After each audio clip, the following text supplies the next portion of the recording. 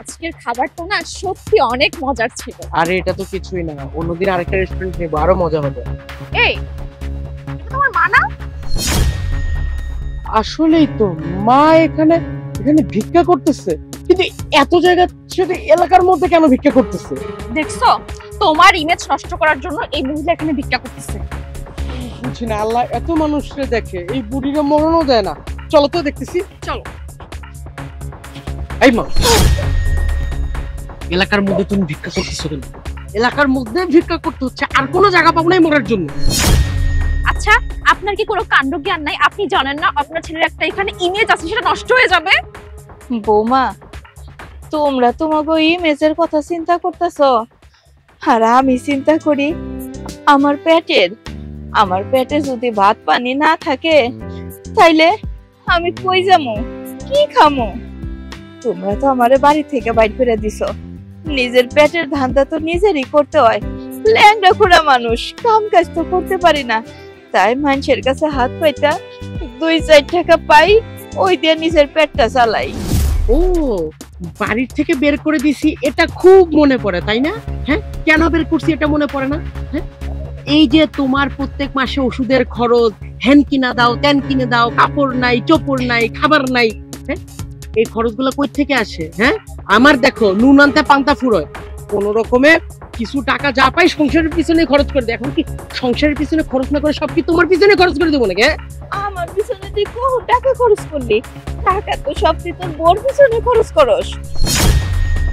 তোর বউ বড় লোকের মাইয়া, কি খাইবো, কই যাইবো, কি ভালো পোশাক পরবো, কোন লিপস্টিক নিব, কসমেটিক নিব, সেই চিন্তা তুই করস। আমি যে তোর মা, আমারে তুই কোনোদিন একটা ওষুধ কিনা দিছস?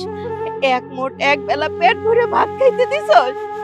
যেদিন থেকে এই বউরে বিয়া করছস সেই দিন থেকেই তো মারে ভুলে গেছস, ঘাটটা ধরে বাড়ির থেকে বাইর করে দিছস। শহর মনে হয় নাই আমার মা কই যাইবো, কি খাইবো? দেখছো তোমার মা কি বলতেছে? দেখো, তুমি নাকি সব টাকা আমার পিছনে খরচ করো। তো কার পিছনে খরচ করবে? হ্যাঁ, 10টা না 5টা না, একটা মাত্র বউর। শোনো মা, তোমাকে সাফ সাফ কথা একটা বলি, আসলে স্ট্যাটাস না অনেক বড় একটা জিনিস, এটা আমি আগে না বুঝলো, এখন আমি মেইনটেইন করতে শিখছি। এই যে দেখো আমার ওয়াইফ, তার বাবাকে দেখো, বড় একটা বিজনেসম্যান, ক্লাস মেইনটেইন করতে হয়। কি কি না দিছে আমাকে, আমাকে গাড়ি দিছে, আমাকে থাকার জন্য ফ্ল্যাট দিছে, চাকরি দিছে। আর তোমরা আমাকে কি দিতে পারছো? কোন রকমে ওই ভিক্ষা টিক্ষা করে, বাবা তো খেতে খামারে কাজ করতো, কোন রকমে আমাকে পড়ালেখা করে শিক্ষিত বানিয়েছে। শোনো, শিক্ষিত হইলেই না এই যুগে কিচ্ছু হয় না, রেফারেন্স লাগে চাকরির জন্য, নয়তো বা চাকরির বাজার এখন বহুত ভয়াবহ। শোনো, এত কথা তোমাকে বুঝবো না, তুমি মূর্খ সুস্থ মানুষ, এত কিছু তোমার মাথাতেও ঢুকবে না। তোমাকে সাফ সাফ বলে দিচ্ছি, তুমি এলাকার মধ্যে ভিক্ষা করবে না, তুমি অন্য এলাকায় গিয়ে মরো, যাও। আচ্ছা বৌমা, আমি তো তোমার কোনো ঝামেলা করতেছি না, বাড়ি থেকে বাইর করে দিছো, আমি রাস্তায় রাস্তায় ভিক্ষা করতেছি, এতেও তোমার সমস্যা? আমি না একটা কথা খুব ভালো মতো বুঝে গেছি, তোমাকে বাসা থেকে বের করছি, সেইটার রিভেঞ্জ নিতেছো, প্রতিশোধ নিতেছো, তাই না? তোমার মা না ভালো কথার মানুষ না, বুঝছো? যেভাবে ওনাকে ঘাড় ধাক্কা দিয়ে না বাড়ি থেকে বের করছি, ওরকম না এলাকা থেকেও বের করে দিতে হবে, এটা বুঝতে পারছি আমরা, বুঝছো? চলো ওনাকে ঘাড় ধাক্কা দিয়ে না এলাকা থেকে বের করে দেবো, তোমার ইমেজ নষ্ট হয়ে যাবে তো। মা দেখো, রাস্তার মধ্যে সিনক্রেট করতে চাচ্ছি না, লাগলে বলো, আমি তোমাকে 100-200 টাকা বের করে দেই, তুমি এটা নিয়ে তুমি এখান থেকে চলে যাও। না রে বাজার, আমার পিছনে তো টাকা খরচ করার লাগবো না, যে টাকা আছে তুই তোর বোর পিছনেই খরচ কর, আমার পিছনে টাকা খরচ করলে তো টাকা কমে যাইবো, তোর বউ আবার তোর উপরে অখুশি হইব। বুঝছি, তুমি এমনি কইরা যাবা না, তোমাকে। আরে মা, তুমি এখানে কি করতেছো? তোমারে খুঁজতে খুঁজতে আমরা পাগল হয়ে গেছি। আরে চলো বাসায় চলো। আরে মা, আপনি এতক্ষণ কোথায় ছিলেন? আমি আপনার জন্য আপনার পছন্দের সবকিছু রান্না করেছি, একসাথে আমরা খাবো, চলেন। এই দাঁড়ান, মা মা মানে উনি আপনার মা হয় কিভাবে? উনি তো আমার মা। এই ভাই, কি উল্টাপাল্টা কথা বলছেন? হ্যাঁ, আমার মাকে আমি এখান থেকে নিয়ে যাবো, তাতে আপনার সমস্যাটা কি? মা চলো তো। এই আপনি ফাইজলামি করেন, যেটা আপনার মা, তাই না? হ্যাঁ, আমার মাকে আমি চিনি না, আপনি চিনেন? আমার কি মনে হয় জানো, এই মহিলার না আগেও আরেক জায়গায় বিয়ে হয়েছিল, ওই ঘরেরই ছেলেটা, দেখো না কেমন মা করতেছে। এই যে, আপনি মুখ সামলে কথা বলুন। শুনুন, আমার মায়ের অন্য কোনো বিয়ে হয়নি, আমার মা একজনই আর আমার বাবাও একজন, বুঝতে পেরেছেন? এই দেখেন, আপনারা কিন্তু এখন অনেক বাড়াবাড়ি করতেছেন, আপনার হয়তো আমার সম্পর্কে কোনো আইডিয়া নেই। আমি কিন্তু এখন আপনার এই বাড়াবাড়ির জন্য পুলিশ কল করতে বাধ্য হব। এই যে আপনি কি পুলিশে দিবেন? আপনার আমার সম্বন্ধে কোনো আইডিয়া আছে? আমি আপনাকে পুলিশ দিয়ে ধরিয়ে দেবো। আপনি উল্টাপাল্টা কথা কেন বলছেন? আচ্ছা, আমি তো একটা কথাই বুঝতে পারতেছি না, এই মহিলা আপনার মা কি করে হয়? আপনি নিজের দিকে তাকায় দেখছেন, আপনি কত স্মার্ট, সাহেবের মতো দেখতে, আর এই মহিলা ফকিন্নি। আচ্ছা, 2 মাস আগে তো আমরাই ওনাকে বাড়ি থেকে বের করে দিয়েছি, আর এটাই তো ওর ছেলে।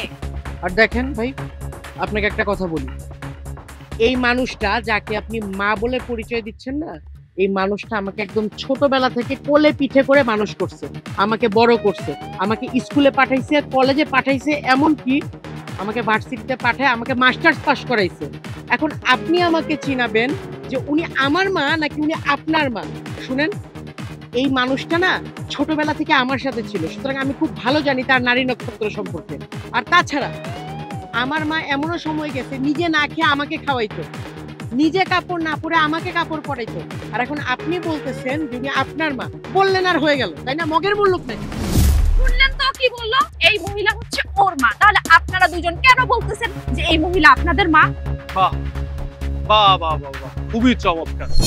কিছুক্ষণ আগেও আমরা দূর থেকে দেখেছি আপনার মাকে আপনি তুচ্ছ তাচ্ছিল্য করছেন, তাকে ঘাড় ধাক্কা দিয়ে এখান থেকে বাইর করে দিচ্ছেন, যাতে করে সে এখানে ভিক্ষা করলে আপনার মান সম্মান থাকে না।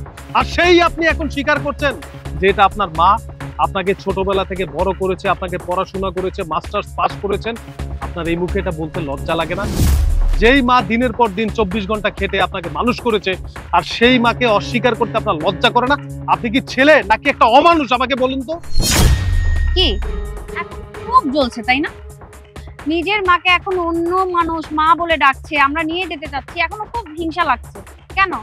যখন এই মাটাকে অপমান করছিলেন তখন আপনাদের লজ্জা করেনি? এই আপনারা বাবা মার মর্ম কিভাবে বুঝবেন? এখন আছে তো তাই মর্ম বুঝতেছেন। যাদের বাবা মা নেই তারা ঠিকই বুঝতে পারে বাবা মা কি জিনিস।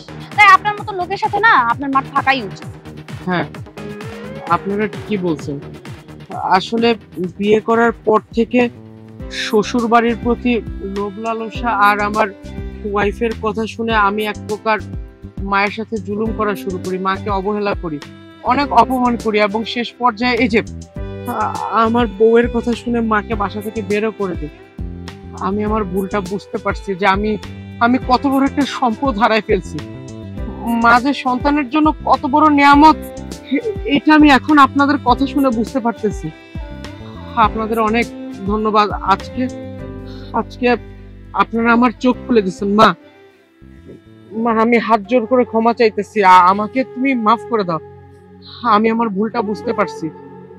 তুমি প্লিজ, তুমি আর আমার উপরে তুমি রাগ কইরা থেকো না, তুমি মনে কষ্ট পেও না, তুমি এখন থেকে আমাদের সাথে থাকবে। মা, হ্যাঁ হ্যাঁ মা, আপনি প্লিজ আমাকে ক্ষমা করে দিন।